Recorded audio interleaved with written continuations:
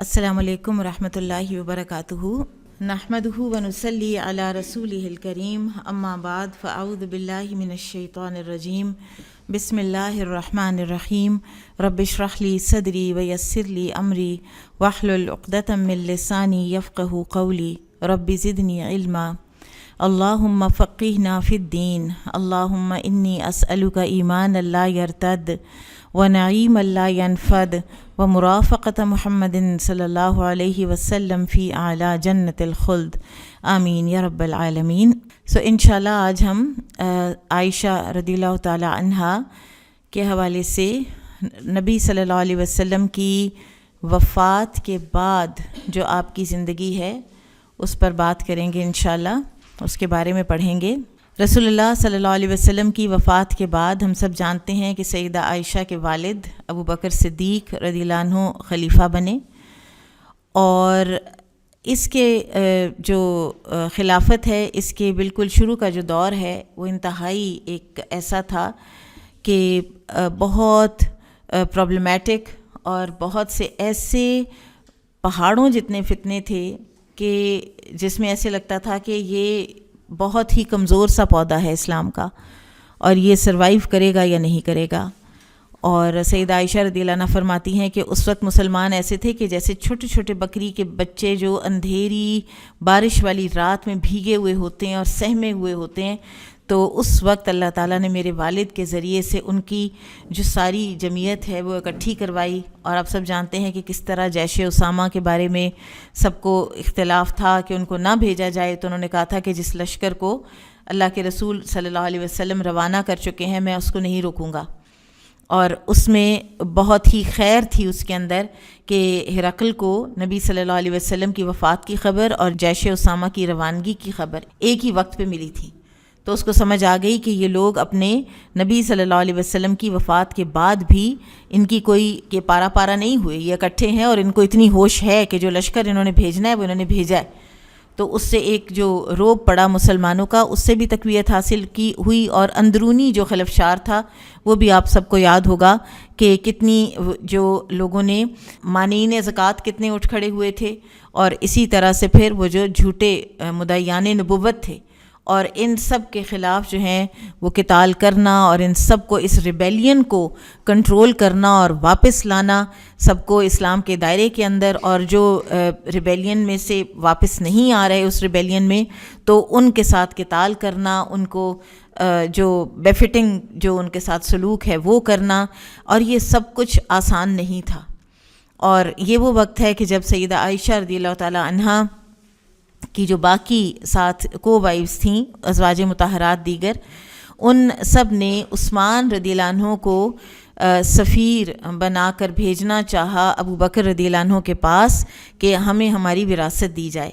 ہم نے پیچھے پڑھا تھا، صحیح بخاری میں بھی ہم پڑھ آئے ہیں کہ نبی صلی اللہ علیہ وسلم کی ویسے تو جو ایک وراثت ہوتی ہے نا کہ کوئی پیسے ہوں یا وہ تو آپ صلی اللہ علیہ وسلم نے چھوڑا نہیں کچھ بھی، اور ہر چیز آپ نے آخری وقت میں بھی صدقہ آپ نے کروائی جو کچھ بھی تھا گھر میں، اور اس رات بھی گھر میں کوئی چند جو تھے جو سیدہ عائشہ رضی اللہ عنہا کھاتی رہیں کچھ دن، لیکن آپ صلی اللہ علیہ وسلم کو جو مال فے میں اور خمس میں سے ملنے والے جو باغات تھے اور زمینیں تھیں وہ کافی زیادہ تھیں، تو اس میں اب 1/8 جو ہے نا وہ بالکل وراثت کے قانون کو دیکھا جائے تو ان سب کا بنتا تھا۔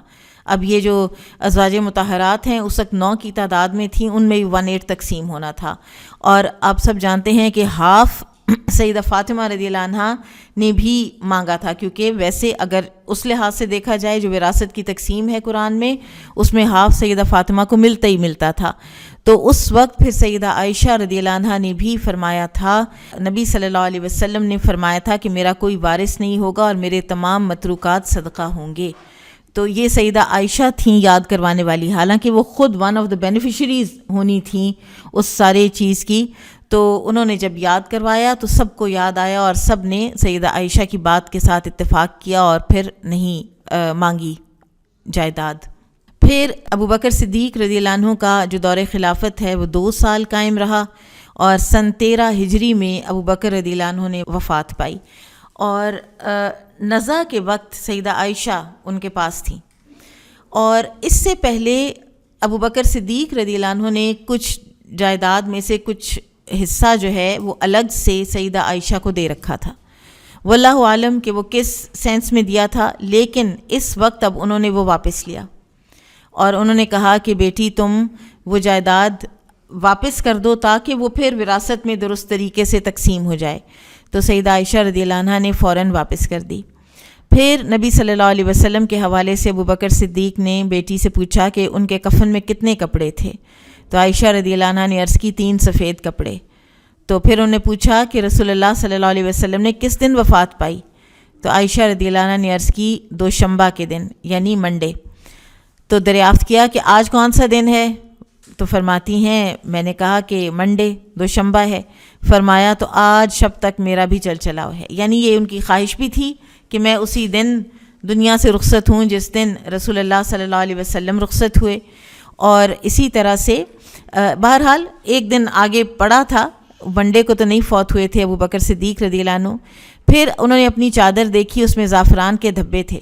تو فرمایا کہ اسی کپڑے کو دھو کر اس کے اوپر 2 اور کپڑے بڑھا کر مجھ کو کفن دے دینا. تو انہوں نے عرض کی سیدہ عائشہ نے کہ یہ کپڑا پرانا ہے. تو ابو بکر رضی اللہ عنہ نے فرمایا کہ مردوں سے زیادہ زندوں کو نئے کپڑوں کی ضرورت ہے. تو اس کے بعد سہ شنبہ کی رات کو وفات پائی اور سیدہ عائشہ کے حجرہ ہی میں رسول اللہ صلی اللہ علیہ وسلم کے پہلو میں اور ادباً آپ صلی اللہ علیہ وسلم کا جو قبر مبارک ہے اس سے تھوڑا سا 2 قدم نیچے کی طرف ہٹا کر آپ کو دفن کیا گیا. اور یہ دوسرا چاند تھا جو سیدہ عائشہ نے 3 چاند دیکھے تھے کہ میرے حجرے میں آئے ہیں، اور اس کی تعبیر بھی ابو بکر صدیق رضی اللہ عنہ نے ہی کر کے دی تھی. تو یہ خود جب دفن ہوئے تو وہ دوسرا چاند تھا. بہرحال اب یہ اس وقت جو حضرت عائشہ کی عمر ہے وہ 20 سال ہے. اگر آپ آج کا دیکھیں نا، آج کی 20 ایئر اولڈ لڑکی، تو اس کی جو ایک میچورٹی ہے یا وہ کن کن چیزوں میں سے گزری ہیں، اگر اس ساری چیز کو اس کے ساتھ ایکویٹ کیا جائے تو ہماری 20 ایئر اولڈ تو ہمارے ہاں تو جتنا مینٹل ہیلتھ کا یہ ایشو ہو گیا ہے. ابھی مجھے آج ہی صبح کسی نے بتایا کہ ان کے اسکول کے میگزین میں جو بچے جو لکھتے ہیں نا، اور وہ میکسیمم اے لیول تک کے بچے ہوتے ہیں یا او لیول تک کے بچے ہوتے ہیں، تو کتنے بچے ہیں جنہوں نے مینٹل ہیلتھ پہ لکھا ہے. یعنی اتنی ایک تو اس کی اویئرنیس بھی ہے اور اتنی یہ چیز اب کامن بھی ہے کہ ذرا سا سٹریس نہیں لے پانا، ذرا سی بات ہونی ہے تو کہنا ہے کہ ہم فلاں چیز کا شکار ہو گئے ہیں. اس کے کئی اتنے سائنٹیفک اور بڑے اس کے اس طرح کے نام رکھ دیے گئے ہیں کہ انسان سمجھتا ہے کہ اگر یہ نہ ہوا تو شاید پھر میں نارمل نہیں ہوں. اگر مجھے کوئی مینٹل ہیلتھ کا ایشو نہ ہوا تو دین آئی ایم ناٹ نارمل. اب تو مینٹل ہیلتھ کو اتنا گلوریفائی کر کے پیش کیا جا رہا ہے. اور یہاں یہ ہے کہ she is only 20 years old now, اور 8 کو وائفز ہیں، بیوگی ہے، والد کی بھی وفات ہے. کسی قسم کا کوئی ڈسٹریس، کسی قسم کا کوئی شکوہ، کوئی شکایت. یہ بھی آتا ہے کہ وہ بے اولاد بھی تھی نا، باقی خواتین کی اولاد تھی، ازواج مطہرات کی زیادہ تر کی تھی، اور لیکن کبھی یہ نہیں ہوا کہ ان کی زبان سے یہ سنا گیا ہو کہ مجھے اس بات کی کوئی شکایت ہے اللہ تعالیٰ سے.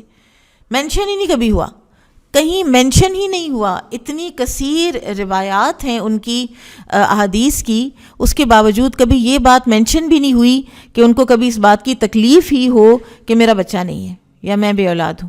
بس ایک دفعہ انہوں نے کہا ہے کہ مجھے یا رسول اللہ میں کس پہ کنیت رکھوں، کنیت رکھنے پہ دل ہے. تو آپ صلی اللہ علیہ وسلم نے فرمایا تم بھانجے پہ رکھ لو. تو ام عبداللہ پھر وہ کہلاتی تھیں، عبداللہ بن زبیر کی کنیت کے حوالے سے. پھر عہد فاروقی میں عمر رضی اللہ تعالیٰ عنہ دیگر ازواج مطہرات کو 10 ہزار اور سیدہ عائشہ رضی اللہ عنہ کو 12,000 سالانہ وظیفہ دیا کرتے تھے. اور اس ترجیح کا سبب خود عمر رضی اللہ عنہ نے بیان فرمایا تھا کہ ان کو میں 2,000 اس لیے زیادہ دیتا ہوں کہ وہ رسول اللہ صلی اللہ علیہ وسلم کو محبوب تھیں. آپ کو یاد ہوگا پیچھے کہ انصار بھی اس بات کا لحاظ کیا کرتے تھے کہ کوئی ہدیہ بھیجنا ہے تو وہ ان کی باری کا انتظار کرتے تھے. تو عمر رضی اللہ تعالیٰ عنہ نے بھی اس باری کا اظہار کیا. کہا جاتا ہے کہ ازواج مطہرات کی تعداد کے مطابق عمر رضی اللہ عنہ نے 9 پیالے تیار کرائے تھے.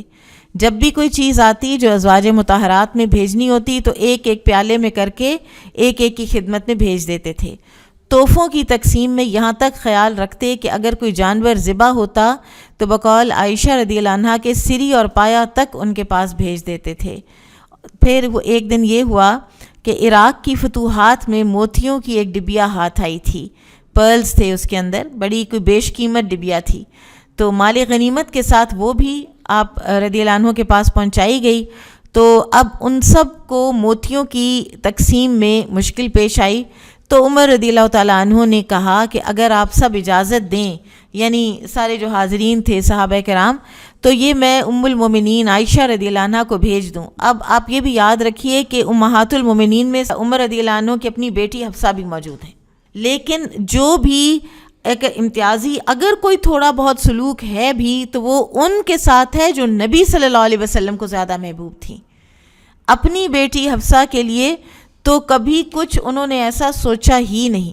تو سب نے بخوشی اجازت دے دی اور وہ ڈبیا عائشہ رضی اللہ عنہ کی خدمت میں بھیج دی گئی. جب انہوں نے کھول کر دیکھا تو فرمایا کہ ابن خطاب نے رسول اللہ صلی اللہ علیہ وسلم کے بعد مجھ پر بڑے بڑے احسانات کیے ہیں، یا اللہ مجھے آئندہ ان کے عطیوں کے لیے زندہ نہ رکھنا. یہ ان کی خودداری، یہ کوئی حضرت عمر سے نعوذ باللہ ناپسندیدگی یہ نہیں ہے کہ ان کا احسان نہ ہو مجھ پر، یہ ایک خودداری ہے کہ جب سب کو ملتا ہے تو پھر تو ٹھیک ہے، لیکن جب مجھے ایکسٹرا اور مجھے الگ سے ملتا ہے تو بجائے یہ کہ ان کے اندر کوئی تفاخر آئے، کوئی فخر آئے، تو کیا ہے کہ آئندہ نہ ہو ایسا.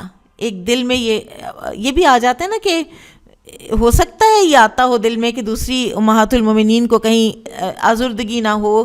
تو بہرحال یہ بھی ایک بہت بڑے ہی خوددار انسان کی یہ الفاظ ہو سکتے ہیں، ورنہ جس کو جو چیز بغیر مانگے مل رہی ہو اور اس کو یہ بھی پتہ ہو کہ میرے مقام و مرتبے کا لحاظ کر کے مجھے دی جا رہی ہے تو وہ تو خوشی سے لے گا. پھر اسی طرح عمر رضی اللہ عنہ کی تمنا تھی کہ وہ عائشہ رضی اللہ عنہ کے حجرہ میں رسول اللہ صلی اللہ علیہ وسلم کے قدموں کے نیچے دفن ہوں. اور پھر جب شروع میں انہوں نے اجازت مانگی تو عائشہ رضی اللہ عنہ نے فرمایا کہ میں نے اپنے لیے رکھی تھی لیکن عمر پر ایثار کرتی ہوں جب وہ زخمی ہوئے ہیں. پھر انہوں نے اپنے بیٹے کو کہا کہ جب میں چلا جاؤں تو پھر ایک دفعہ پھر پوچھنا کہ کہیں یہ نہ ہو کہ ابھی وہ میری مروت میں آ کر اجازت دے رہی ہوں. تو پھر جب دوبارہ پوچھا گیا تو انہوں نے پھر بھی اجازت دے دی، اور پھر یہ تیسرے چاند تھے جن کو حجرہ مبارک میں دفن کیا گیا. اور اس میں پھر آتا ہے کہ اس سے پہلے سیدہ عائشہ، کیونکہ رسول اللہ صلی اللہ علیہ وسلم شوہر تھے اور ابو بکر رضی اللہ عنہ والد تھے، تو وہ بغیر حجاب کے بھی قبر مبارک تک چلی جایا کرتی تھیں. اور لیکن عمر رضی اللہ عنہ کے بعد انہوں نے وہاں پر حجاب کے بغیر جانا چھوڑ دیا تھا. یہ ان کی ایک حیا کا جو ایک اٹموسٹ لیول ہے، یہ اس کا ایک تقاضا تھا. پھر عثمان رضی اللہ تعالیٰ عنہ کا ابتدائی عہد خاموشی سے گزرا، پیسفل تھا. پھر اس کے بعد جو شورشیں ہوئیں اور فتنے اٹھے تو اس میں جو سیدہ عائشہ رضی اللہ تعالیٰ عنہ کے ساتھ جو کچھ اور صحابہ بھی ملے، زبیر بن عوام رضی اللہ عنہ، طلحہ بن عبید اللہ رضی اللہ عنہ، اور جو خود ان کے اپنے احساسات لیٹر آن کے ہیں، اس سے یہ سمجھ آتی ہے کہ وہ اس بات کو سمجھتی تھیں کہ ان سے اس معاملے میں کہ عثمان رضی اللہ تعالیٰ عنہ کے قاتلوں کو پکڑنے کا جو مطالبہ تھا یا اس کا جو طریقہ اختیار کیا گیا، اس میں ان سے اجتہادی خطا ہوئی تھی. یہ وہ مانتی تھیں اور اس پر وہ رویا بھی کرتی تھیں. ابن سعد میں ہے کہ وہ اتنا رویا کرتی تھیں کہ ان کا آنچل تر ہو جاتا تھا. جب وہ وقرن فی بیوتکن والی آیات پڑھتیں تو وہ روتی چلی جاتی. تو لہٰذا اس کے ہمیں ڈیٹیل میں جانے کی ضرورت نہیں ہے. عثمان رضی اللہ تعالیٰ عنہ کے اور علی رضی اللہ عنہ کے واقعات میں سیرت میں ہم وہ پڑھ کے آئے ہیں سارا. اب البتہ یہ جو ایک کہا جاتا ہے کہ شاید علی رضی اللہ عنہ کے ساتھ ان کا کوئی جو ہے وہ کلیش تھا یا کوئی فرکشن تھی، تو ایسی کوئی بات نہیں ہے. اور یہ پورا جو اگر آپ اس کتاب میں پڑھیں گے نا تو بڑے طویل کئی صفحات پر اس ساری واقعات کی ڈیٹیل جو ہے وہ دی گئی ہے اگر آپ پڑھنا چاہیں. تو بہرحال کہیں پر بھی یہ نہیں ہے کہ ان کا روئے سخن حضرت علی کی طرف ہو. انہوں نے ایک دفعہ بھی علی رضی اللہ عنہ کا نام نہیں لیا، انہوں نے ایک دفعہ بھی ان سے کوئی شکایت نہیں کی. ان کو صرف ایک یہ تھا کہ علی رضی اللہ عنہ اور خلافت پر جو یعنی خلافت اپنے اون پر آفیشلی عثمان رضی اللہ تعالیٰ عنہ کے قاتلوں کا، کیوں نہیں پتہ کر رہی اور کیوں نہیں وہ ان کو سزا دے رہے. تو بہرحال حضرت علی رضی اللہ عنہ کا اپنا موقف تھا اور تاریخ نے یہی ثابت کیا کہ موقف حضرت علی کا ہی درست تھا. تو بہرحال اس سے زیادہ اس سے بڑھ کر ہمیں اس بات میں جانے کی ضرورت نہیں ہے. پھر اس کے بعد جو عائشہ رضی اللہ تعالیٰ عنہ کا جو کردار ہے، ان کی اپنی شخصیت، اس کے بارے میں ہم دیکھتے ہیں. عہد نبوی میں ایک صحابی نے اپنی لڑکی کا نکاح اس کے پوچھے بغیر کسی اور سے کر دیا تھا. لڑکی نے آ کے رسول اللہ صلی اللہ علیہ وسلم سے شکایت کی. آپ صلی اللہ علیہ وسلم نے لڑکی کے باپ کو بلایا اور کہا لڑکی کو کہ تم چاہو تو نکاح فسخ ہو سکتا ہے، یعنی کینسل ہو جائے گا، ایز اف کہ ہوا ہی نہیں.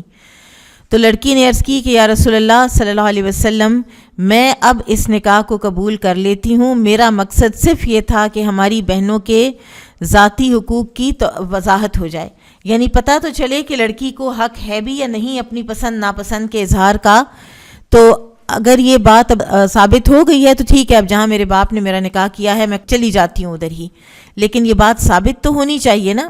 اس میں یہ جو صاحب کتاب ہیں سید سلیمان ندوی رحمہ اللہ، انہوں نے بڑا ایک لطیف نکتہ اس اگزامپل سے یہ نکالا ہے کہ جس طرح اس لڑکی نے یہ چاہا کہ لڑکیوں کو سمجھ آ جائے کہ اس کا کیا حق ہے، اسی طرح سیدہ عائشہ اگر سیاست میں آئی ہیں، اگر انہوں نے کوئی کردار ادا کیا ہے تو یہ اس امر کا ثبوت ہے کہ مسلمان عورت کے حقوق کا دائرہ اتنا تنگ نہیں ہے جتنا عام طور پر سمجھا جاتا ہے.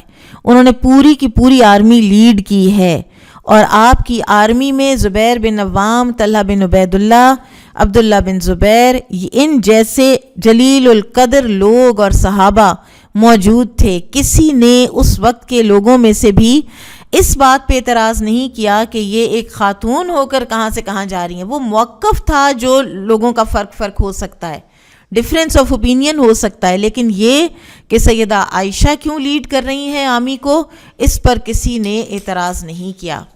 اسی طرح سیدہ عائشہ رضی اللہ عنہ غزوات میں بھی شریک رہی ہیں. ایک روایت کے مطابق وہ غزوہ بدر میں بھی گئیں. غزوہ احد میں جب مسلمان خطرے کی حالت میں تھے اور بہادروں کے پاؤں اکھڑ رہے تھے تو اس وقت عائشہ رضی اللہ عنہ اپنے پائنچے چڑھائے اور پانی کے مشکیزے کو کاندھے پر لادے زخمیوں کو دوڑ دوڑ کر پانی پلا رہی تھیں.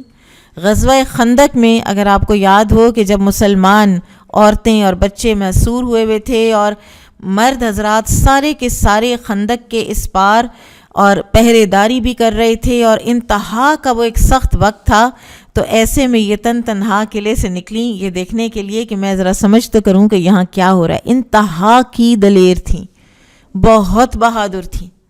ہماری طرح نہیں کہ جو ایک ذرا سی اونچی آواز رات کو اگر آ جائے تو ہمارا سوچ جو ہے وہ کہاں کی کہاں ہماری پہنچے اور ہم بستر سے اٹھنے کے لائق بھی نہ رہیں، سہم کے ہم وہیں کے وہیں پڑے کے پڑے رہ جائیں، اتنے خوف زدہ ہو جائیں. تو یہ نکلی تھی اور حضرت عمر نے پھر دیکھا تھا، اور حضرت عمر نے بلکہ پھر کچھ ذرا ایک طرح سے ڈانٹا تھا کہ آپ یہاں کیا کر رہی ہیں، آپ کو اندازہ ہے کہ اگر دشمن آپ کو پکڑ کے لے جائے تو اس کے کیا کانسیکوینسز ہیں.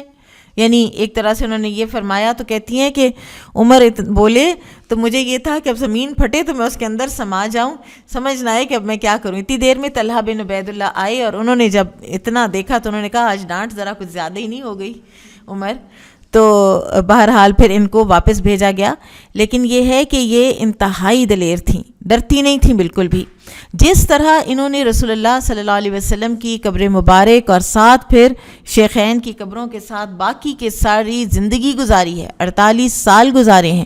کوئی وہم، کوئی کسی قسم کا جو ہوتا ہے نا سپرسٹیشن، کسی چیز کا کوئی خوف. قبریں ہیں، ہم تو قبروں سے ویسی قبرستان کے پاس سے گزرتے ہوئے ڈر جاتے ہیں. ہمارے عقائد اتنے کمزور ہیں، ہمارا عقیدہ توحید اتنا زیادہ کمپرومائزڈ ہے کہ ہم تو ذرا ذرا سی بات پہ ڈر جاتے ہیں. یہ توکل ہے کہ جو عائشہ رضی اللہ عنہ کے ہاں بڑا نظر آتا ہے. تو پھر اسی طرح عائشہ رضی اللہ عنہ امامت بھی کراتی تھیں. نماز کا وقت ہوتا تو خواتین کی صف کے پہلی والی صف کے درمیان میں کھڑی ہو جایا کرتی اور امامت بھی کرواتی تھیں. اب ہم سیدہ کے معاویہ رضی اللہ عنہ کے زمانے پر تھوڑی سی بات کر لیتے ہیں. علی رضی اللہ عنہ کی خلافت کی مدت صرف 4 سال ہے، اور اس کے بعد 20 سال تک معاویہ رضی اللہ عنہ اکیلے فرما روا رہے ہیں اسلامی دنیا کے، اور انہی کی مدت حکومت کے اختتام سے 2 سال پہلے یعنی 18ویں سال میں عائشہ رضی اللہ عنہ نے وفات پائی۔ اور یہ سارا جو وقت ہے، ایک تو ان کو اپنی ایک اجتہادی خطا کا جو احساس تھا، اور سیدہ عائشہ رضی اللہ عنہ نے یہ سارا وقت خاموشی میں گزارا ہے، بہت زیادہ پھر انہوں نے اس کے بعد نہیں لی ہے، کوئی پارٹیسپیٹ نہیں کیا کسی سیاسی معاملے میں، اور نہ عثمان رضی اللہ عنہ کی کسی کی بھی بے جا سائیڈ نہیں لیتی تھیں، اور نہ ہی صحابہ کرام میں سے کسی کی بھی مخالف تھیں۔ خوارج کو جو حضرت علی کے دشمن تھے، اور وہی جنہوں نے عثمان رضی اللہ عنہ کو بھی شہید کیا تھا، ناپسند کیا کرتی تھیں۔ ایک مرتبہ ایک عورت نے آ کر عائشہ رضی اللہ عنہ سے پوچھا کہ ایام حیض میں روزے کی طرح نماز کی بھی قضا کیوں نہ کریں، جو نمازیں قضا ہوتی ہیں ان کی قضا کیوں نہ پھر ہم ادا کریں اگر روزے کی کرتے ہیں تو عائشہ رضی اللہ عنہ نے نہایت برہمی کے ساتھ فرمایا، کیا تو حروریہ ہے؟ خوارج کو حروری بھی کہا کرتے تھے، کیونکہ ایک جگہ حرور میں مقام حرور پر ان کا مقام ہوا تھا، انہوں نے یعنی پڑاؤ کیا تھا، یعنی وہ اس فرقے کو انتہائی غلط سمجھتی تھیں۔ امیر معاویہ رضی اللہ عنہ نے ایک مرتبہ ان کو خط لکھا کہ مجھ کو مختصر سی نصیحت کیجئے، تو عائشہ رضی اللہ عنہ نے جواب میں مختصر ہی نصیحت کی، لیکن انتہائی جامع، یہ نہیں کہ اچھا مختصر اب نصیحت بھی کہتے ہو اور مختصر بھی کہتے ہو تو میں تو گھنٹہ ایک تو لگاؤں گی میں بولنے میں۔ تو بہرحال انہوں نے کہا، السلام علیکم، اما بعد، میں نے رسول اللہ صلی اللہ علیہ وسلم کو کہتے سنا ہے کہ جو شخص انسانوں کی نارضامندی کی پرواہ نہ کرے، یعنی ناراضگی کی پرواہ نہ کرے، اور اللہ کی رضا جوئی کے کام کرے گا، اللہ اس سے راضی رہے گا۔ یعنی انسانوں کی ناراضگی کی پرواہ نہ کرنے والا اللہ تعالیٰ اس سے راضی ہوتے ہیں، اور اللہ تعالیٰ انسانوں کی ناراضگی کے نتائج سے اس کو محفوظ رکھے گا، اور جو اللہ کو ناراض کر کے انسانوں کی رضامندی کا طلبگار ہوگا، اللہ اس کو انسانوں کے ہاتھ میں سونپ دے گا۔ اور کہتے ہیں کہ عائشہ رضی اللہ عنہ کی یہ نصیحت دراصل معاویہ رضی اللہ عنہ کے حالات زندگی پر ایک مختصر سا تبصرہ ہے۔ پھر معاویہ رضی اللہ عنہ نے آپ نے بعد یزید کو جانشین جب بنانا چاہا تھا تو مروان معاویہ رضی اللہ عنہ کی طرف سے مدینہ کا گورنر تھا۔ مجمع عام میں جب یزید کا نام پیش کیا گیا تو عائشہ رضی اللہ عنہ کے بھائی عبد الرحمن نے اٹھ کر مخالفت کی۔ مروان نے کچھ اس طرح سے کہا کہ یہ خلافت کا ایک طریقہ ہے، تو عبد الرحمن رضی اللہ عنہ نے کہا تھا کہ یہ خلافت کا نہیں ہے، یہ سیزر اور ہرقل اور کیسر و کسریٰ کا طریقہ ہے جو تم لوگوں نے بنا لیا ہے، باپ کا بیٹا اور پھر اس کے بعد بیٹا۔ تو یہ کہہ کر عبد الرحمن جو تھے نا بن ابی بکر، یہ کہہ کر مسجد نبوی میں یہ بھاگ کے سید عائشہ کے حجرے میں گھس گئے، اور اس لیے کیونکہ ان کو پتہ تھا کہ چاہے یہ کتنے بھی یہ ہو چکے ہیں اس کے اقتدار کے نشے میں چور، یہ سیدہ عائشہ کے حجرے میں آنے کی جرت نہیں کریں گے۔ یہ مقام و مرتبہ جو امہات المومنین کا ہے وہ بہرحال یہ خوارج نے وائلیٹ کیا تھا حضرت عثمان رضی اللہ عنہ کی شہادت کے موقع پر، لیکن عموماً ان لوگوں نے نہیں کیا۔ تو وہ باہر سے مروان جو ہے وہ چیختا رہ گیا، لیکن عبد الرحمن جو ہے وہ بہن کے گھر میں گھس گئے، اور پھر کہنے لگا، مروان نے کہا کہ یہی وہ ہے جس کی شان میں یہ آیت اتری ہے، والذی قال لوالدیہ اف لکما، یعنی کہاں سے اٹھا کے بات وہ کہاں پہ لانے کی کوشش کر رہا ہے۔ تو عائشہ رضی اللہ عنہا نے اوٹ کے پیچھے سے فرمایا، ہم لوگوں کی شان میں اللہ نے کوئی آیت نہیں اتاری سوائے اس کے کہ میری برات فرمائی۔ تو اس میں یہ اشارہ ہے کہ وہ یزید کی جانشینی سے وہ خوش نہیں تھیں، حالانکہ اگر کیمپ دیکھا جائے تو پھر تو ان کا یہ کیمپ بنتا ہے نا جو عثمان رضی اللہ تعالیٰ عنہ والا تھا، لیکن جو بعد میں معاویہ رضی اللہ عنہ نے کیا ہے وہ اس سے ان کو بالکل بھی اتفاق نہیں تھا۔ پھر حسن رضی اللہ تعالیٰ عنہ کی جو تدفین کا واقعہ ہے اس میں بھی آتا ہے کہ حسن رضی اللہ عنہ نے اپنی وفات سے پہلے وصیت کی تھی کہ اگر ہو سکے تو مجھے میرے نانا کے ساتھ دفن کر دینا، کیونکہ وہاں ایک قبر کی جگہ خالی تھی۔ تو سیدہ عائشہ سے پوچھا گیا تو انہوں نے اجازت دے دی، لیکن پھر مروان نے کہا کہ اگر عثمان دفن نہیں ہو سکے وہاں پر تو پھر حسن کیسے دفن ہوں گے؟ تو کسی نے اس کو کہا تھا مروان کو کہ اگر نواسہ اپنے نانا کے ساتھ دفن ہو جائے تو تمہیں کیا پرابلم ہے، تمہیں کیا مسئلہ ہے؟ اس نے کہا نہیں، یہ تو میں نہیں ہونے دوں گا۔ تو حسن رضی اللہ عنہ نے وصیت میں ساتھ ہی یہ بھی فرمایا تھا کہ اگر کوئی بھی چپکلش ہونے لگی، وہ کہاں اور مسلمانوں کا آپس کا جھگڑا کہاں۔ یہ تو وہ ہستی تھے کہ جن کے بارے میں آپ صلی اللہ علیہ وسلم نے پیشین گوئی کی تھی کہ یہ میرا بیٹا سید ہے۔ لیڈرشپ کوالٹیز یہ ہوتی ہیں کہ وہ پیچھے ہٹ جائے گا لیکن مسلمانوں کے دو بڑے گروہوں میں جنگ جو ہے وہ روک لے گا، اور یہی ہوا تھا۔ معاویہ کے ساتھ انہوں نے جو صلح کی تھی اور خلافت چھوڑ دی تھی، تو یہ تو بات صرف قبر کی تھی۔ تو پھر حسین رضی اللہ عنہ کو اپنے بھائی کی گو کہ ان کو غصہ بہت تھا اس شرارت پر، لیکن انہوں نے کہا کہ اب میرے بھائی کی یہ وصیت ہے کہ جھگڑا نہیں کرنا، تو پھر بقیع الغرقد میں ان کو دفن کر دیا گیا تھا۔ عائشہ رضی اللہ عنہ 58 ہجری میں رمضان کے مہینے میں بیمار پڑیں اور کچھ روز تک بیمار رہیں، اور کوئی خیریت پوچھتا تو فرماتی اچھی ہوں۔ تو کوئی اگر عیادت کو آتا اور آ کے کوئی خوشخبری دیتا کہ آپ نبی صلی اللہ علیہ وسلم کی بیوی، آپ ان کی محبوب ترین بیوی، تو فرماتی اے کاش میں پتھر ہوتی، اے کاش میں کسی جنگل کی جڑی بوٹی ہوتی۔ ایک دن ابن عباس رضی اللہ عنہما نے اجازت چاہی، ابھی حضرت علی کے کزن ہیں، اور یہ بھی ایک کمال ہستی ہیں کہ انہوں نے کسی بھی چیز کو، یہ معاویہ کے پاس بھی جایا کرتے تھے، حضرت عائشہ کے پاس بھی آئے، حضرت عمرو بن العاص کے پاس بھی گئے، کوئی بیمار ہوتا، کوئی وقت وفات پر ہوتا، اس کے پاس جاتے، اس کو تسلیاں دیتے، اور بڑی یونیک ہستی ہیں یہ بھی۔ تو یہ آئے ہیں، تو پہلے انہوں نے اجازت مانگی، تو عائشہ رضی اللہ عنہ نے کہا کہ رہنے دیں۔ ان کو یہ تھا کہ انہوں نے آ کر تو میری تعریف کرنی ہے اور وہ سننا نہیں چاہتی تھیں۔ پھر حضرت عائشہ کے بھانجوں نے سفارش کی کہ آنے دیں، رسول اللہ صلی اللہ علیہ وسلم کے چچا کے بیٹے ہیں، تو سیدہ عائشہ نے آنے دیا۔ تو ابن عباس نے کہا آ کر کہ آپ کا نام تو ازل سے ام المومنین تھا، آپ رسول اللہ صلی اللہ علیہ وسلم کی سب سے محبوب بیوی تھیں، رفقا سے ملنے میں اب آپ کو اتنا ہی وقفہ باقی ہے کہ روح بدن سے پرواز کر جائے، یعنی آپ نے کہیں اور نہیں جانا، آپ نے ادھر ہی پہنچنا ہے جہاں پہ نبی صلی اللہ علیہ وسلم ہے۔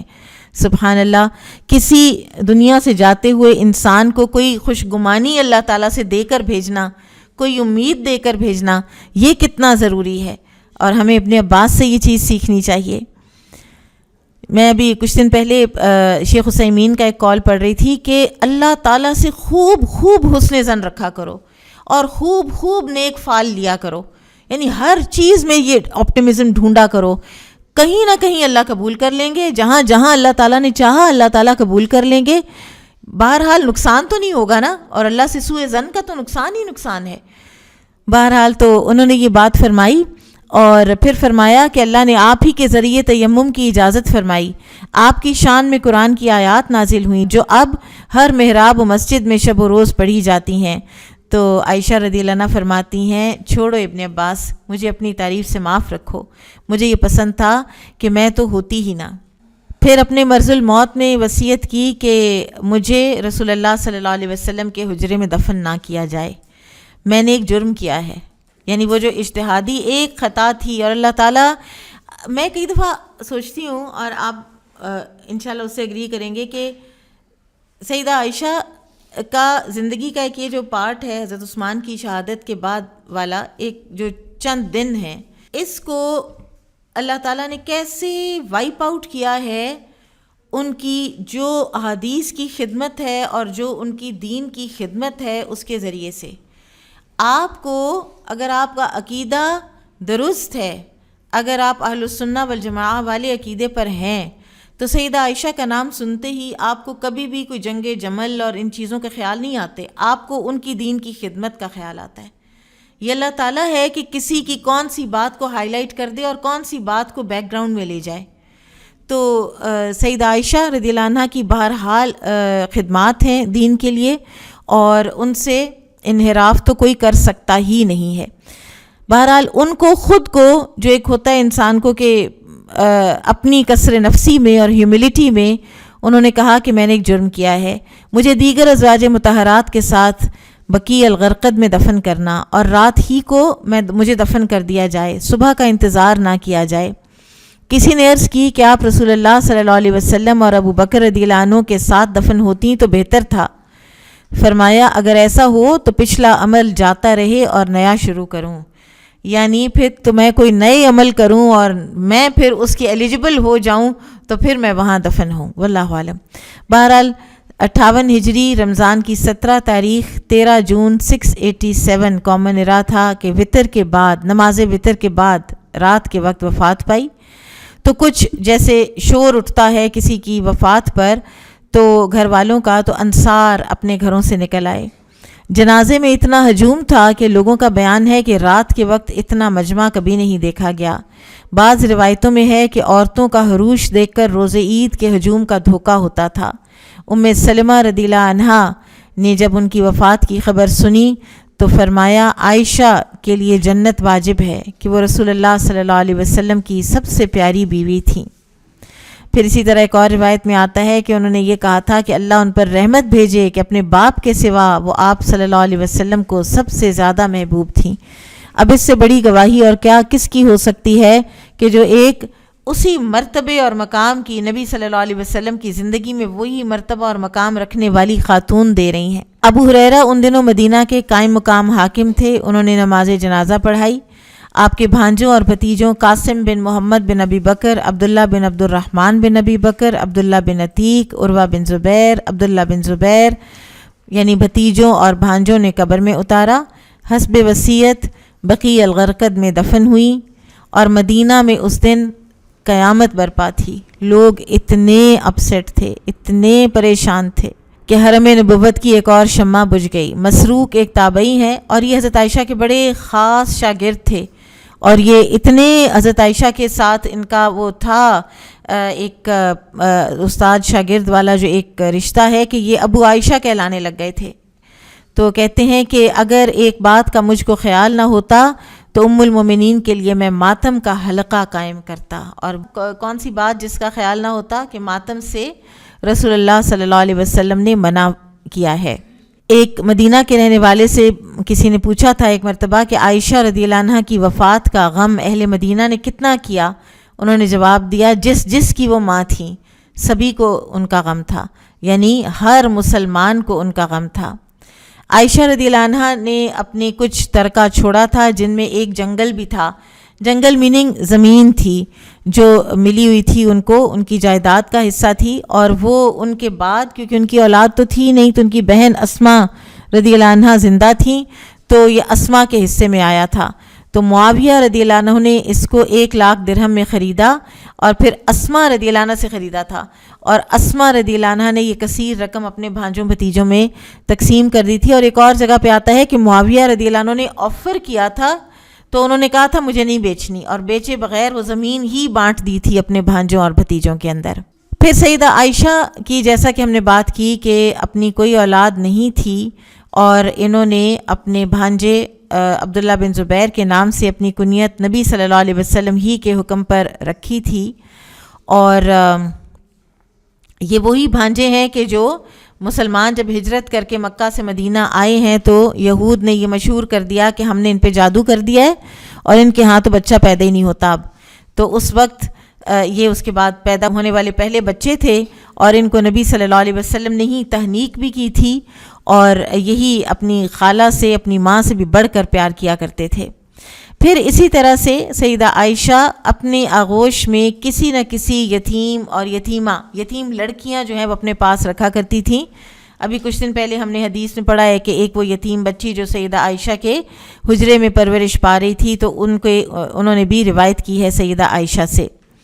اور اسی طرح امرہ بنت عائشہ بنت طلحہ، امرہ بنت عبد الرحمن انصاریہ، اسماء بنت عبد الرحمن بن ابی بکر الصدیق، عروہ بن زبیر، قاسم بن محمد ان کے بھائی، اور عبداللہ بن یزید وغیرہ سب عائشہ رضی اللہ عنہا نے پالے ہیں۔ سبحان اللہ، کیا خوبصورت انداز ہے اپنی ایک جزوی دنیاوی محرومی کو پازیٹیو اور اتنے پروڈکٹیو طریقے سے چینلائز کرنے کا۔ تو اسی طرح اپنے بھائی محمد بن ابی بکر کی لڑکیوں کو بھی انہوں نے ہی پالا تھا، ان کی شادی بیاہ بھی وہی کر دیا کرتی تھیں۔ حلیہ مبارک اور لباس، عائشہ رضی اللہ عنہا ان لڑکیوں میں سے تھیں کہ جن کی جو جسمانی گروتھ ہے وہ بڑی تیزی سے ترقی کرتی ہے. 9-10 برس میں وہ اچھی خاصی بالغ ہو گئی تھیں. اچھا، یہ جو آب و ہوا ہوتی ہے نا کسی علاقے کی، اس میں گرمی ہونا یا وہاں کی خوراک ایسی ہونا، تو اس سے جو جسمانی گروتھ ہے اس کے اوپر اثر پڑتا ہے. آپ کو پتہ ہے کہ جو بہت زیادہ ٹھنڈے علاقے ہیں نا، یہ کہ رشیا کے بہت ہی جو ٹھنڈے علاقے ہیں، وہاں پر 30 سال کی عمر کی بھی خواتین جو ہیں وہ بالکل ایسے لگتی ہیں جیسے چھوٹی بچی ہیں، کیونکہ وہ ڈیولپمنٹ نہیں ہوتی. تو لہٰذا یہ جو ہے سیدہ عائشہ یہ بالغ تھیں 9 سال کی عمر میں جب آپ صلی اللہ علیہ وسلم کے حرم میں آئی ہیں. اور جب بچپن تھا، لڑکپن تھا، تو اس وقت تک تو دبلی پتلی تھیں، اور جب ذرا تھوڑی بڑی ہوئی ہیں تو جسم کسی قدر ذرا بھاری ہوا ہے. رنگ سرخ و سفید تھا اور خوش روح اور صاحب جمال تھیں. زہد و قناعت کی وجہ سے صرف ایک جوڑا اپنے پاس رکھا کرتی تھیں اور اسی کو دھو دھو کر پہنتی تھیں. ایک کرتا تھا جس کی قیمت 5 درہم تھی، اور یہ کرتا اس زمانے کے لحاظ سے اتنا بیش قیمت تھا کہ تقریبوں میں دلہن کے لیے ادھار مانگا جاتا تھا. کبھی کبھی زعفران میں رنگ کر کپڑے پہنتی تھیں اور کبھی کبھار زیور بھی پہن لیا کرتی تھیں. گلے میں یمن کا بنا ہوا خاص قسم کے سیاہ اور سفید مہروں کا ہار پہنتی تھیں. انگلیوں میں سونے کی انگوٹھیاں پہنتی تھیں.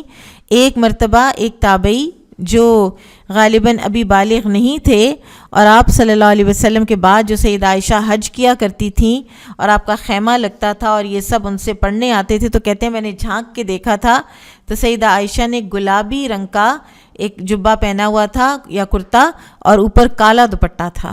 اخلاق و عادات. رسول اللہ صلی اللہ علیہ وسلم کے جو حرم نبوت میں آپ رہیں، اور وَإِنَّكَ لَعَلَىٰ خُلُقٍ عَظِيمٍ کی سب سے بڑی گواہ بھی سیدہ عائشہ خود ہی ہیں، اور یہی تربیت تھی کہ جو ان کے اپنے اندر بھی آئی ہوئی تھی. اخلاقی لحاظ سے بہت بلند مرتبے پر فائز تھیں. ہم نے پیچھے بھی پڑھا کہ کتنا بڑا دل ہو کسی انسان کا کہ وہ سوکنوں کی تعریفوں پر تعریفیں ہی کرتا چلا جائے.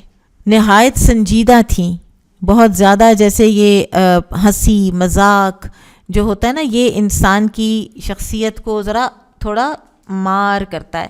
آپ اس کو یعنی اگر انسان ایک تو ہوتا ہے نا خوش روح ہونا، خندہ پیشانی سے ملنا، مسکرا کے ملنا، وہ ہونا چاہیے، لیکن ہر وقت ٹھٹھے، ہر وقت مذاق جو ہے یہ ہلکا پن ہوتا ہے. تو لہٰذا وہ سنجیدہ تھیں، فیاض تھیں، بہت سخی تھیں، بہت قناعت والی تھیں، عبادت گزار تھیں، بہت رحم دل تھیں. رو پڑا کرتی تھیں، لوگوں کی تکلیف دیکھتی تھیں نا تو رو پڑتی تھیں. ایک وہ خاتون جب آئی نا، اس کے ساتھ 2 بیٹیاں تھیں، تو ان کے پاس دینے کو ایک کھجور تھی، تو کھجور دی تو اس نے وہ کیا، اس کے 2 ٹکڑے، اور ایک بچی کو دے دی، ایک دوسری بچی کو دے دی، خود کچھ نہیں کھایا. تو اس بات پہ رو پڑی. یہ جو محبت دیکھی ماں کی اپنی اولاد کے لیے. تو سید سلیمان ندوی رحمہ اللہ لکھتے ہیں کہ عورت اور قناعت پسندی 2 متضاد چیزیں ہیں. جب میں نے یہ پڑھا تو میں نے کہا واقعی انہوں نے بالکل ٹھیک لکھا ہے، انسانی نیچر جو ہے نا اس کو صحیح پہنچے ہیں. اور پھر انہوں نے دلیل دی ہے اس حدیث سے کہ رسول اللہ صلی اللہ علیہ وسلم نے فرمایا کہ میں نے دوزخ میں سب سے زیادہ عورتوں کو دیکھا ہے. اور جب وجہ پوچھی گئی تو فرمایا کہ شوہروں کی ناشکر گزاری کی وجہ سے. تو یہ قناعت نہیں ہوگی تو ہی شوہر کی ناشکری ہوگی نا.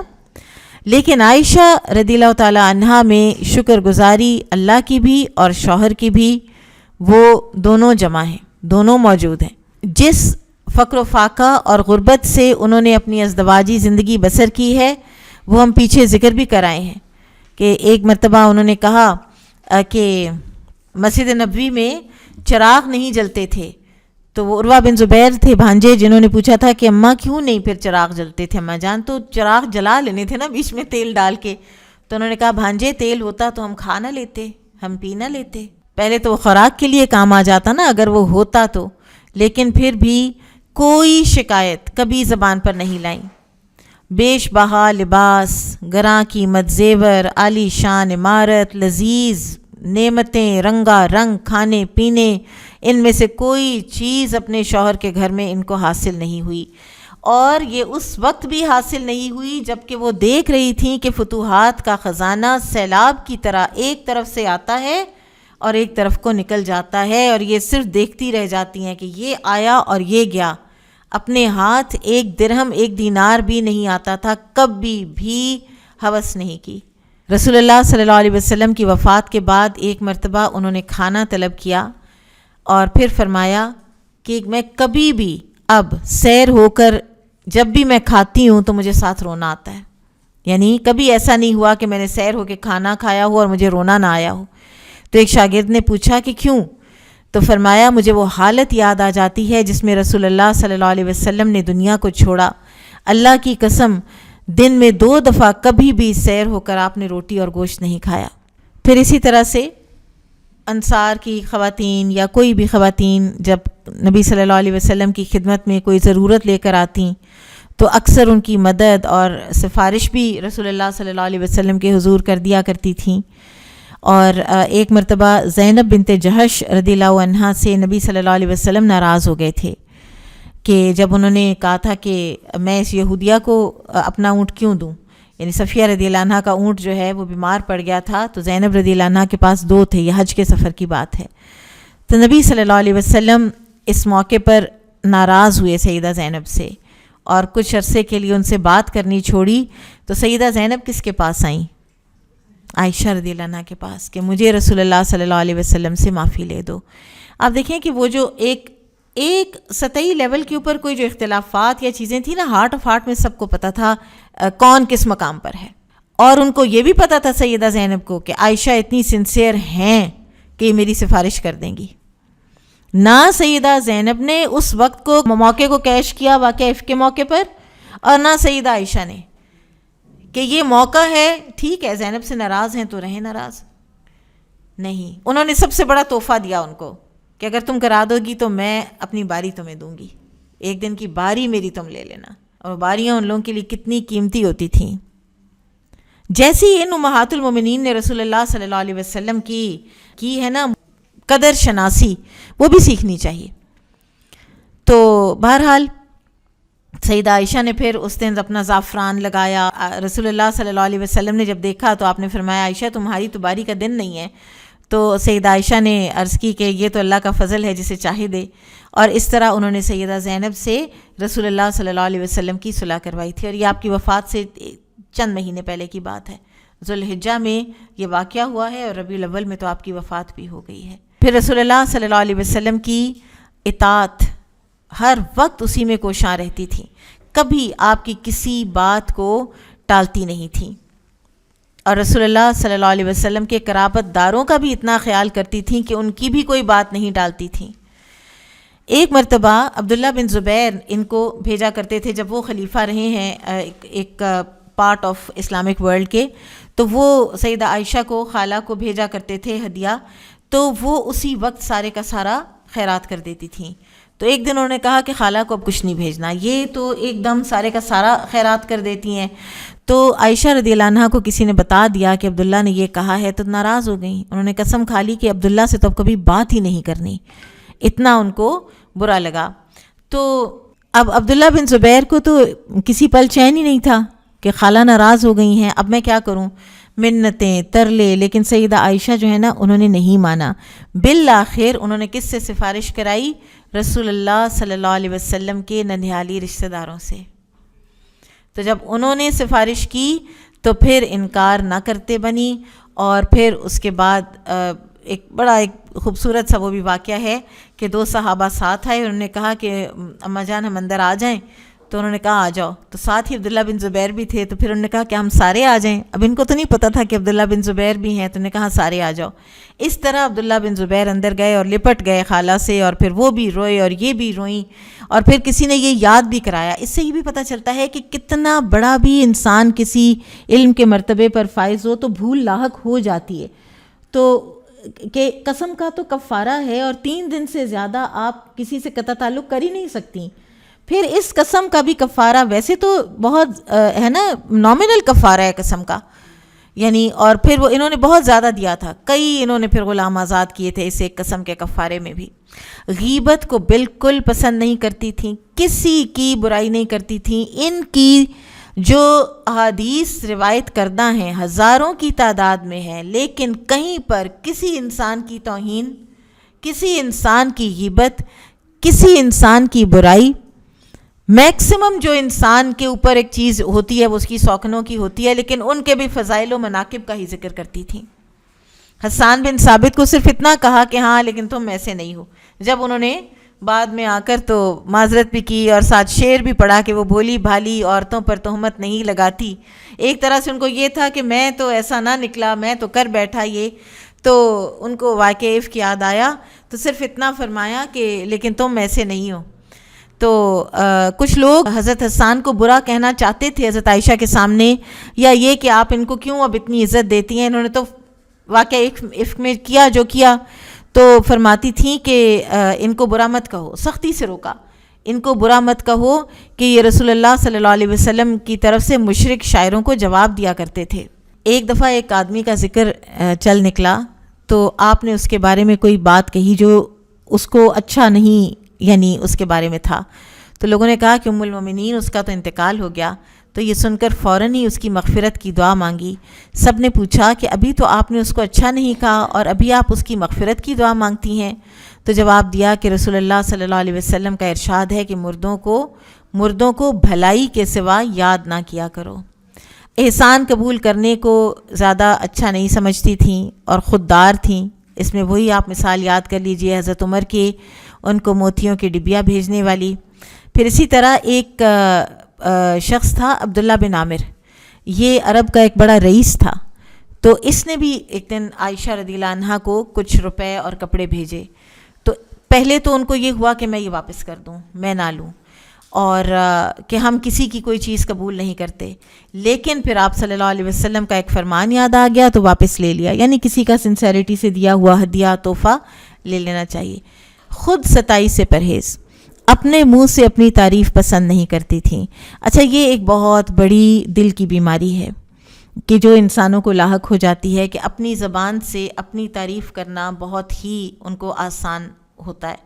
بعض اوقات تو لوگ اپنے آپ کو پروجیکٹ کی طرح سے پیش کر رہے ہوتے ہیں، اور کئی دفعہ طبیعت اتنی پھر بیزار ہوتی ہے سنتے سنتے اس بات کو، آپ کی جو تعریف ہے نا وہ آپ کے جسم کے اندر آ جائے گی، آپ کی وائبز کے اندر سے دوسرے تک پہنچ جائے گی۔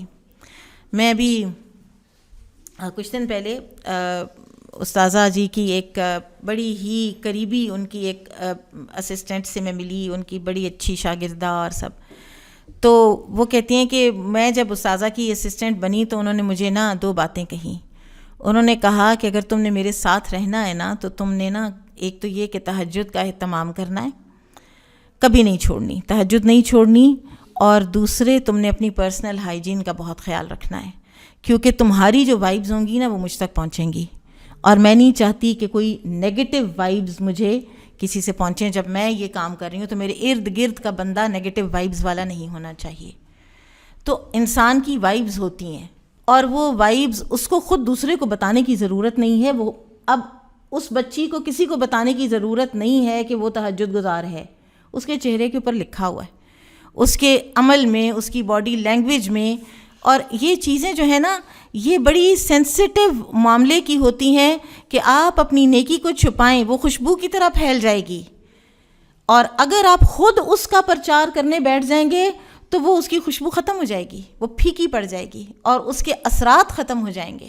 اور جب ہم ایک پلیٹ فارم پہ آ جاتے ہیں نا اور واقعی لوگ محبت بھی دیتے ہیں، لوگ بہت عزت بھی کرتے ہیں، اور آپ کو انسان کو خود اندر سے پتہ بھی ہوتا ہے کہ میں اس عزت کی بالکل حقدار نہیں ہوں کہ جو لوگ دے رہے ہیں، تو اس وقت انسان کو اپنے آپے میں رہنا چاہیے اور اپنے آپ کو اپنا آپ یاد کراتے رہنا چاہیے۔ اور اگر آپ کا نفس آپ کو اپنے گناہ کی بجائے ہر وقت آپ کو آپ کی خوبیاں ہی یاد کراتا رہتا ہے تو پھر آپ کا نفس انتہائی بیمار ہے، پھر اس کو کریکٹ کرنے کی ضرورت ہے۔ مرض الموت میں ابن عباس نے جب عیادت کے لیے آنا چاہا تو ان کو پتہ تھا کہ تعریف کریں گے، تو دل کیا کہ اجازت نہ دوں، بہرحال پھر دے دی۔ پھر اسی طرح سے ایک اور طرح کی جو غیرت اور خودداری ہوتی ہے وہ بھی تھی کہ جب واقعہ افک میں جب آپ کی برات میں آیات نازل ہوئیں تو آپ کی والدہ نے کیا کہا تھا کہ بیٹی اٹھو اور رسول اللہ صلی اللہ علیہ وسلم کا شکریہ ادا کرو. تو انہوں نے کہا کہ میں نہیں شکریہ ادا کروں گی کسی کا, میں صرف اللہ کا شکر ادا کروں گی, اس لیے کہ آپ لوگوں نے تو کوئی کسر ہی نہیں اٹھا چھوڑی, کسی نے میرے حق میں کوئی ایک بات نہیں کہی. اچھا یہ ان کو تو فیل ہوا, لیکن پھر بھی یہ جو آپ رضی اللہ عنہ کے حق میں کسی نے بات نہیں کی نا, وہ ان کے حق میں بلکہ بہتر ثابت ہوا. سب خاموش رہے, حالانکہ سب کو پتا تھا کہ عائشہ کے اندر کوئی ایسی بات نہیں ہے. رسول اللہ صلی اللہ علیہ وسلم کو پتا تھا, ابو بکر کو پتا تھا میری بیٹی میں ایسی کوئی بات نہیں ہے رضی اللہ عنہ, ام رومان رضی اللہ عنہ کو پتا تھا. لیکن اگر وہی بولنا شروع کر دیتے تو پھر تو یہی بات تھی نا کہ گھر والے تو پھر کہتے ہی ہیں.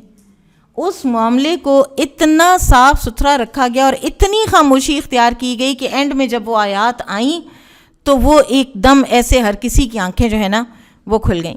صحیح مسلم کی ایک حدیث میں آتا ہے کہ ایک مرتبہ مصر کے ایک صاحب ام المومنین عائشہ رضی اللہ عنہا کی خدمت میں حاضر ہوئے, تو آپ نے دریافت فرمایا کہ تمہارے ملک کے موجودہ حاکم اور والی کا رویہ میدان جنگ میں کیا رہتا ہے؟ تو اس نے کہا کہ ہم کو تو اس میں اعتراض کے قابل کوئی بات نظر نہیں آئی. کسی کا اونٹ مر جاتا ہے تو دوسرا اونٹ دے دیتے ہیں, کسی کے پاس خادم نہ ہو تو اس کو خادم دے دیتے ہیں, خرچ کی ضرورت پڑتی ہے تو خرچ بھی دیتے ہیں. تو ارشاد فرمایا کہ انہوں نے میرے بھائی محمد بن ابی بکر کے ساتھ جو بھی بدسلوکی کی ہو, تاہم ان کی یہ بدسلوکی مجھے تم کو یہ بتانے سے باز نہیں رکھ سکتی کہ رسول اللہ صلی اللہ علیہ وسلم نے میرے اسی گھر کے اندر یہ دعا فرمائی کہ اے اللہ جو میری امت کا والی ہو, اگر وہ امت پر سختی کرے تو بھی اس کے ساتھ سختی کرنا, اور جو نرمی کرے تو اس کے ساتھ نرمی فرمانا. یعنی وہ والی اگر تم لوگوں کے ساتھ ایسا ہے تو پھر تو وہ نبی صلی اللہ علیہ وسلم کی اس دعا کا مستحق ہے کہ اللہ تعالیٰ اس کے ساتھ نرمی فرمائیں گے, کیونکہ وہ تم لوگوں کے ساتھ نرمی کرتا ہے. محمد بن ابی بکر جو ہیں یہ ابو بکر رضی اللہ عنہ کے وہ بیٹے ہیں کہ جو ابو بکر رضی اللہ عنہ کے پیدا تو ہوئے زمانے میں اسماء بنت امیس رضی اللہ عنہ سے, ٹھیک ہے, جنہوں نے پھر بعد میں حضرت علی کے ساتھ شادی کی, جن کی حضرت علی اور ابو بکر سے پہلے جعفر رضی اللہ عنہ سے شادی ہوئی تھی. تو پھر حضرت علی کے گھر میں پرورش پائی ہے محمد بن ابی بکر نے, اور وہ حضرت علی سے بے انتہا محبت کرتے تھے, بہت پیار کرتے تھے, اور وہ جنگ جمل میں حضرت علی کی سائڈ پہ تھے. اور پھر اس کے بعد یہ کوئی جو مصر والے ہیں نا, انہوں نے اور کئی لوگوں کی سفارشوں کے باوجود بھی ان کو محمد بن ابی بکر جو ہیں ان کو قتل کروا دیا تھا. تو اس پر یہ اس کے بارے میں پوچھ رہی ہیں, لیکن جب اس بندے نے ادروائز اس کی تعریف کی ہے نا والی کی, تو انہوں نے کہا اچھا ٹھیک ہے, میرے بھائی کے بارے میں جو کچھ بھی اس نے کیا سو کیا, لیکن اگر وہ ایسا ہے جیسا تم کہہ رہے ہو تو پھر تو وہ اس دعا کا مستحق ہے. آپ ذرا جسٹس اور اپنے آپ کو ڈیٹیچ کر کے کسی کے بارے میں کوئی بات کرنے کا معیار دیکھیں, اپنے ایموشنز کو ڈیٹیچ کر کے. یہ جو حدیث ہے کہ حاکم عادل جو ہے وہ ہوگا ان 7 کیٹیگریز میں سے ٹاپ پہ ہے جو ہوگا عرش کے سائے تلے. کیوں ہے؟ اس لیے کہ اس کے پاس اتھارٹی ہے, وہ کر سکتا ہے جو وہ چاہے وہ کر سکتا ہے.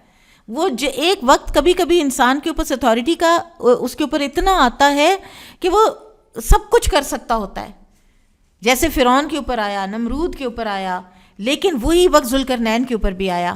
جو انسان اس وقت اپنی اتھارٹی کو اللہ تعالیٰ کی اتھارٹی کے نیچے لے آتا ہے کہ میں بہرحال اتنا اتھارٹیٹیو ہوں نہیں جتنا میرا دماغ مجھے بتا رہا ہے, تو وہ کامیاب ہو جاتا ہے, وہ ٹھیک رہ جاتا ہے, وہ عدل کر لیتا ہے.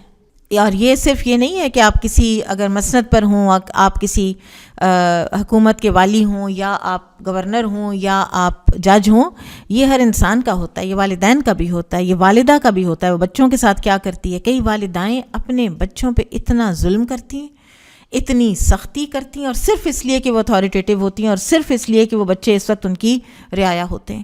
دلیر تھیں, بہت شجاع تھیں, بڑے دل والی تھیں, راتوں کو تنہا اٹھ کر قبرستان چلی جاتی تھیں, میدان جنگ میں آ کر کھڑی ہو جاتی تھیں.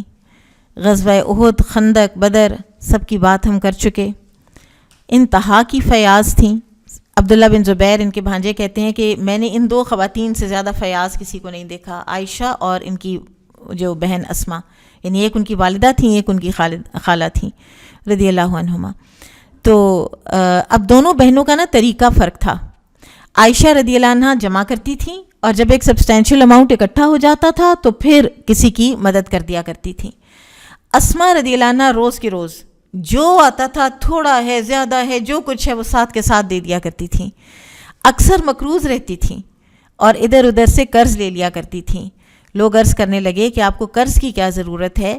فرماتی ہیں کہ جس کی قرض ادا کرنے کی نیت ہوتی ہے اللہ اس کی مدد فرما دیتے ہیں، میں اس کی اسی مدد کو ڈھونڈ لیتی ہوں. عائشہ رضی اللہ عنہ کے حوالے سے عروہ ان کے جو بھانجے ہیں یہ عبداللہ بن زبیر کے بھائی ہیں، لیکن عبداللہ بن زبیر صحابی ہیں، عروہ جو ہیں عروہ بن زبیر یہ تابعی ہیں. تو کہتے ہیں کہ ایک دفعہ عائشہ رضی اللہ عنہ کے سامنے پوری 70,000 کی رقم آئی اور وہ انہوں نے اللہ کی راہ میں دے دی اور دوپٹے کا گوشہ جھاڑ دیا. معاویہ رضی اللہ عنہ نے 1,00,000 درہم بھیجے تو شام ہوتے ہوتے ایک دانہ بھی اپنے پاس نہ رکھا، سب محتاجوں کو دے دلا دیا. اور اتفاق سے اس دن اپنا روزہ تھا تو گھر میں جو کنیز تھی اس نے عرض کی کہ افطار کے سامان کے لیے کچھ رکھ لینا تھا. فرمایا تم نے یاد دلا دینا تھا، یعنی اس وقت اپنا نفس تو خود کو یاد ہی نہیں تھا.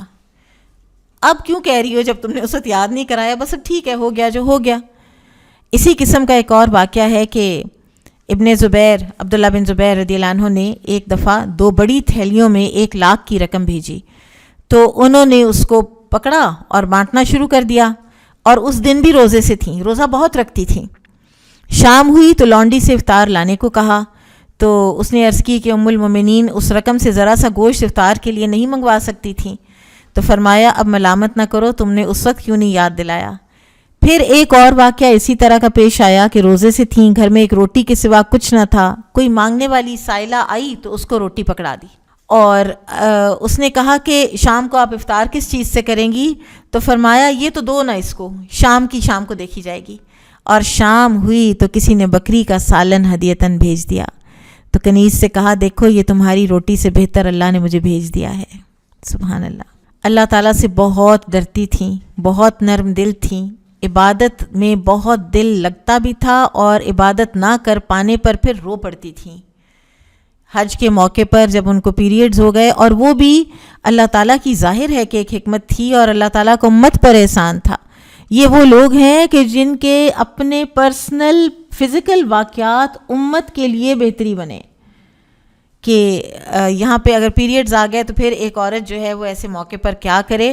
تو وہ سارے احکامات کیونکہ ہمیں بتائے جانے تھے تو بہرحال رو رہی تھیں. نبی صلی اللہ علیہ وسلم تشریف لائے، پوچھا کیا ہوا ہے تو آپ نے پھر تسلی دی.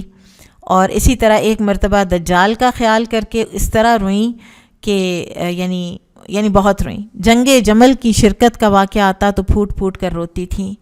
چاشت بڑی ریگولر پڑتی تھیں.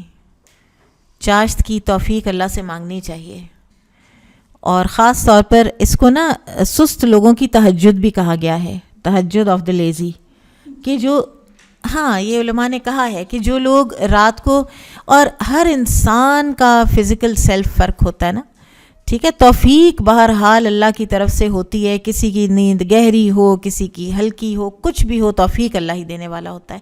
بہرحال یہ جو نماز ہے اس کے بارے میں یہ بھی ہے کہ اگر کوئی نہیں ہی اٹھ سکتا یا اس کی روٹینز ایسی ہیں، وہ لیٹ نائٹ تک اس کو جاگنا پڑتا ہے کسی علمی کام میں، یا ویسے کوئی اس کی ڈیوٹی ایسی ہے یا اس کا کوئی، تو پھر وہ صبح اٹھ کے چاشت پڑھ لیا کرے. ٹھیک ہے، تو چاشت پڑھا کرتی تھیں اور فرماتی تھیں کہ اگر میرے والد بھی قبر سے اٹھ کے آ کر اس کو منع کریں تو میں باز نہیں آؤں گی. رسول اللہ صلی اللہ علیہ وسلم کے ساتھ اٹھ کر تہجد بھی ادا کیا کرتی تھیں. آپ صلی اللہ علیہ وسلم کی وفات کے بعد بھی اس قدر پابند تھیں کہ اگر اتفاق سے آنکھ لگ جاتی اور وقت پر نہ اٹھ سکتیں تو صبح اٹھ کر نماز فجر سے پہلے تہجد ادا کر لیتی. فجر پڑھنے سے پہلے طلوع فجر اور فجر کی نماز کے درمیان 2 رکعتیں پڑھی جا سکتی ہیں. ٹھیک ہے، طلوع فجر ہو چکی ہے، اب آپ کا فجر کا ٹائم ہے، لیکن اگر آپ تہجد نہیں پڑھ سکے اور آپ کا دل ہے پڑھنے پہ 2 نفل تو آپ فجر کی 2 سنتوں سے پہلے پڑھ سکتے ہیں. ایک مرتبہ اسی موقع پر ان کے بھتیجے قاسم پہنچ گئے تو انہوں نے دریافت کیا کہ پھوپھی جان یہ کیسی نماز ہے؟ فرمایا میں رات کو نہیں پڑھ سکی اور اب اس کو چھوڑ نہیں سکتی ہوں. رمضان میں تراویح کا خاص اہتمام کرتی تھیں۔ یہ بھی میں آپ سب سے کہوں گی کہ رمضان کا جو مہینہ ہے سال میں ایک مرتبہ آتا ہے، چند وہ راتیں ہوتی ہیں، ایام معدودات ہیں، اپنی زندگی کے جو روٹین ہے اس کو اس طرح سے بنائیں کہ آپ تراویح پڑھ سکیں، اور اگر آپ باجماعت پڑھیں تو اس کا ظاہر ہے کہ زیادہ اس کا ایک لطف بھی زیادہ ہے، اس کا اجر بھی زیادہ ہے۔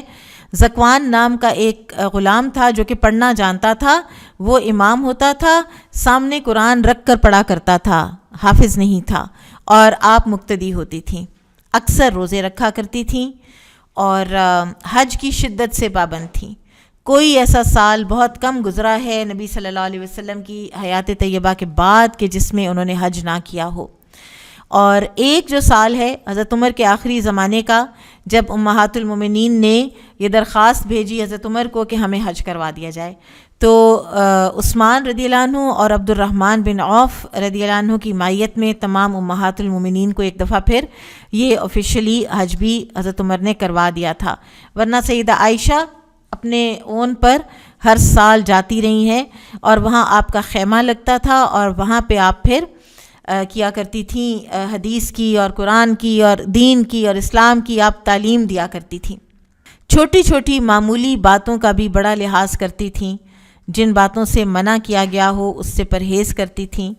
ان کے ایک گھر میں کچھ کرایہ دار تھے، وہ شطرنج کھیلا کرتے تھے، تو ان کو کہلا بھیجا کہ اگر اس حرکت سے باز نہ ہوگے تو گھر سے نکلوا دوں گی۔ اچھا، حالانکہ ان کا کوئی اس کے اوپر وہ نہیں تھا، نہ ان کی انکم اس سے حرام ہو رہی ہے۔ ابھی کچھ دن پہلے ہی مجھے خیال آ گیا، میری ایک دوست ہے جو کبھی کوئی سوال ہو تو پوچھ لیتی ہے اس طرح، تو اس کا، وہ اسلام آباد میں رہتی ہے، تو وہ اپنے گھر کا آدھا پورشن وہ کرائے پہ دیتی ہے، تو اس کا مجھے آیا کہ میری جو آئی ہے نا، وہ کوئی ایمبیسی میں کوئی کام کرنے والی کوئی خاتون ہے، تو اس کے پاس ایک پالتو کتا ہے، اور وہ کہتی ہے کہ میں نے کچھ مہینے رکھنا ہے، اور اس کے بعد ویسے میں نے یہ کتا پیٹ میں نے رکھنا نہیں ہے، تو اب میں کیا کروں؟ یعنی میرے گھر میں نہیں ہے لیکن اپر پورشن میں ہے، اور میں تو بلیو کرتی ہوں کہ اس گھر میں رحمت کے فرشتے نہیں آتے، تو یہ میں نے کسی سے پوچھا اپنے استاد سے، تو انہوں نے کہا کہ یہ اس عورت کا معاملہ ہے، ان کے گھر پہ اس کے اثرات نہیں ہیں، اور نہ ہی اگر یہ اس سے کرائے کی انکم لیں گی یا اس طرح تو اس کے اوپر کوئی اثر پڑے گا، لیکن جو احتیاط کا تقاضا ہے وہ یہاں پر سیدہ عائشہ میں آپ کو نظر آتا ہے کہ وہ ان کو منع کر بھیجا کہ ورنہ میں تمہیں نکلوا دوں گی۔ ایک مرتبہ گھر میں ایک سانپ نکل آیا، آپ کے گھر میں نکل آئے تو آپ کیا کریں گی؟ چیخیں مارنے کا بھی ہوش نہیں رہے گا، وہیں پہ دیر ہو جائیں گے، وہ سکتے میں آ جائیں گے خوف سے۔ اچھا، ایک نا سائیکالوجی کی ایک وہ اسٹڈی ہے کہ ایک بچہ تھا کہ جس کو ایک بالکل ان پوائزنس اسنیک نے کاٹ لیا، اس میں زہر تھا ہی نہیں، اب اس بچے کو پتہ ہی نہیں تھا کہ اس کو سانپ نے کاٹا ہے۔ ہفتے بعد اس بچے کو بتایا گیا کہ تمہیں تو سانپ نے کاٹا تھا، ایک دن بعد وہ بچہ فوت ہو گیا خوف سے۔ سیدہ عائشہ نے اس کو خود ہی مار دیا۔ کسی نے کہا آپ نے غلط کیا، ممکن ہے کہ یہ کوئی مسلمان جن ہو۔ نبی صلی اللہ علیہ وسلم کی حدیث سے ڈرائیو کرتے ہوئے کسی نے آ کر یہ کہا، تو فرمایا اگر یہ مسلمان ہوتا تو امہات المومنین کے حجروں میں نہ آتا۔ تو اس بندے نے کہا کہ آپ ستر پوشی کی حالت میں تھیں جب وہ آیا، تو یہ سن کر متاثر ہوئی اور اس کے فدیے میں غلام آزاد کیا۔ یہ مسند احمد کی روایت ہے۔ غلاموں پر شفقت بہت کرتی تھیں، صرف ایک قسم کے کفارے میں ایک مرتبہ 40 غلام آزاد کیے ہیں۔ یہ وہ قسم ہے جو عبداللہ بن زبیر سے بات نہ کرنے کی انہوں نے کھائی تھی۔ آپ کے کل آزاد کیے ہوئے غلاموں کی تعداد 67 ہے۔ تمیم کے قبیلہ کی ایک لونڈی ان کے پاس تھی۔ رسول اللہ صلی اللہ علیہ وسلم کی زبان مبارک سے انہوں نے ایک مرتبہ سنا کہ یہ قبیلہ بھی اسماعیل علیہ السلام ہی کی اولاد میں سے ہے، تو رسول اللہ صلی اللہ علیہ وسلم کے اشارے سے اس کو آزاد کر دیا تھا۔ اسی طرح بریرہ نامی مدینہ میں ایک لونڈی تھیں، ان کے مالکوں نے ان کو مکاتبت ان کے ساتھ کی تھی 9 اوقیہ سونے پر، اور ایک سال، ہر سال 1 اوقیہ، تو 9 سال لگ جانے تھے ان کو۔ تو حضرت عائشہ نے کہا تھا کہ میں پوری رقم اپنی طرف سے ادا کر دیتی ہوں، اور وہ ادا کر کے تو ان کو آزاد کر دیا۔ ایک دفعہ بیمار پڑی، لوگوں نے کہا کہ ضرور کسی نے آپ پر کوئی ٹوٹکا کیا ہے، تو ایک لونڈی کو بلا کر پوچھا کہ کیا تم نے کیا ہے؟ اب یہ بھی ایک انسان کے نا زیرک ہونے کی علامت ہوتی ہے کہ اس کو یہ پتہ چل جائے کہ اگر ان میں سے کوئی ہے تو وہ کون ہو سکتا ہے۔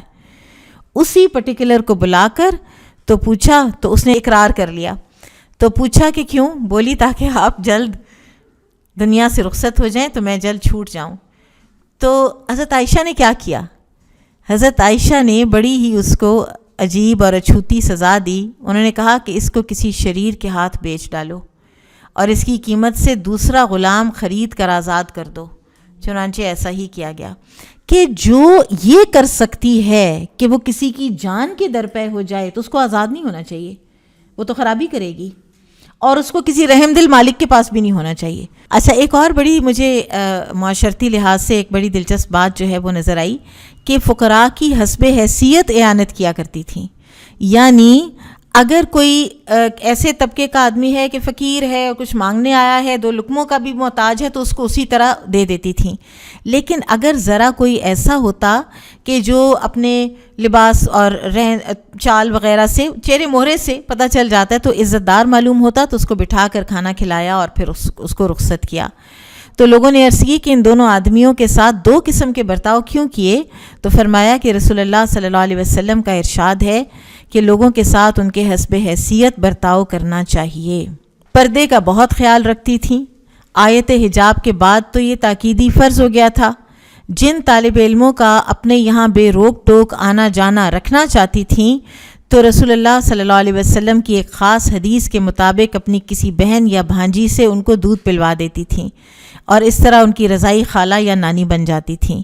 اب اس میں وہ جو سالم مولا ابو حذیفہ والی حدیث ہے نا، جو کہ ان کو دودھ پلوایا گیا تھا اور تاکہ وہ امہات المومنین ام سلمہ رضی اللہ عنہ کے پھر وہ محرم بن گئے تھے.